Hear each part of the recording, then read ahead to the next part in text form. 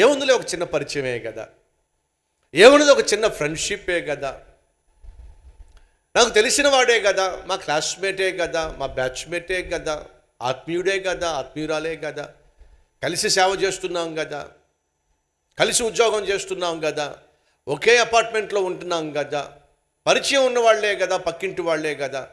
అడుగుతున్న సహోదరి, పాపం సహజంగా సాధారణంగా నీకు చాలా సులభంగా కనిపించవచ్చు, తప్పు లేనట్టుగా అనిపించవచ్చు.